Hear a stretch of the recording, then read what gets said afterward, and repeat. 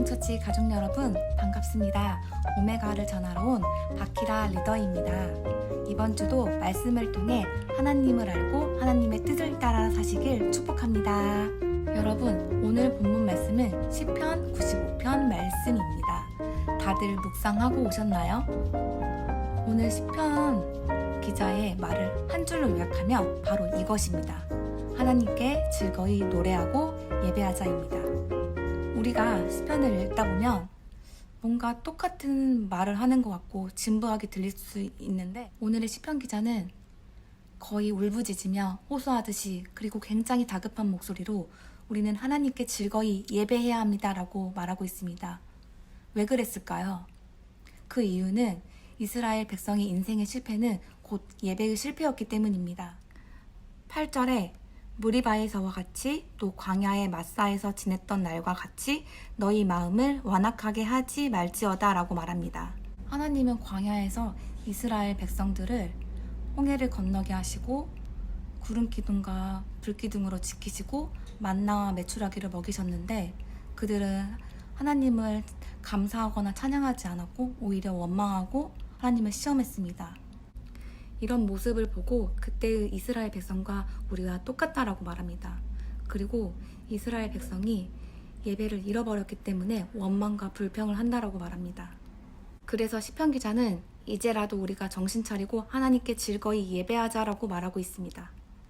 여러분, 우리가 힘들어도 예배가 살아있고 구원의 감격으로 날마다 감사와 찬양으로 예배한다면 반드시 살게 되어 있고 간증과 기적이 넘치게 되어 있습니다. 이것이 하나님을 믿는 사람의 삶입니다. 우리의 삶의 실패는 문제 있지 않고 하나님을 향한 감사와 찬양의 예배를 지키지 못하고 실패하는 데 있습니다. 지금은 하나님 품으로 가셨지만 이희돈 장로님의 간증을 소개해 드리려고 합니다.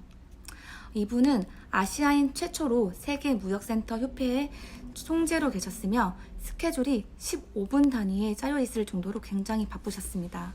하루는 이분의 비서가 매일 아침마다 어디 가냐고 물었더니 그는 매일 3시 반에 일어나 일을 정리하고 4시 반 새벽에 기도에 가서 2시간 기도를 하고 사무실에 갑니다 라고 대답을 했습니다.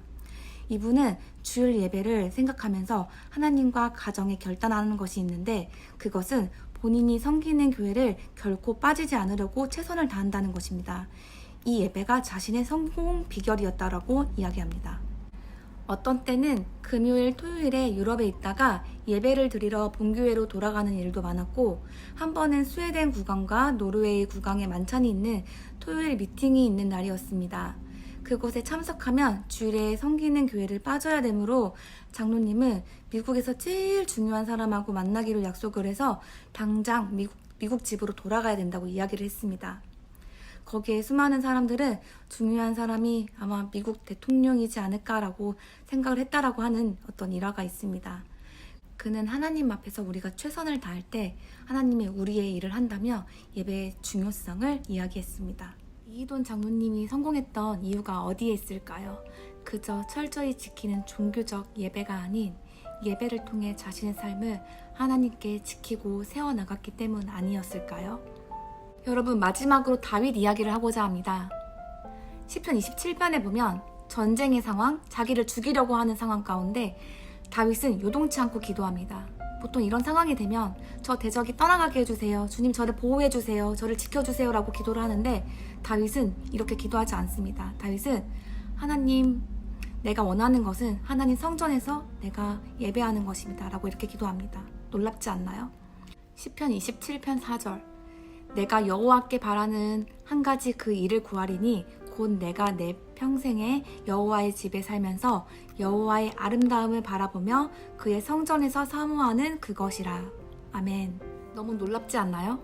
다윗이 이처럼 놀랍게 기도할 수 있었던 이유는 바로 예배 때마다 살아계신 하나님을 경험했기 때문입니다.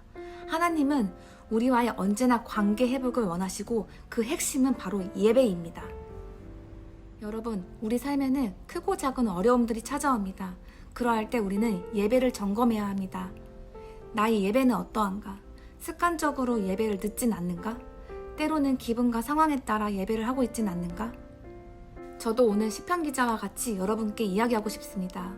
우리의 일상의 삶이 지치고 힘들지라도 예배를 통해 우리는 그분의 선하심을 맛보고 온전해진 관계로 기쁨이 가득해질 것입니다. 우리가 드리는 이 예배를 통해 모든 문제와 환난, 위기로부터 승리를 가져다 줄 것을 확신합니다. 사랑하는 뉴송 가족 여러분, 어디에 있든지 어떤 상황이 있든지 일상의 삶 가운데 기쁨과 감사가 넘치는 예배자가 됩시다. 여러분, 사랑하고 축복합니다.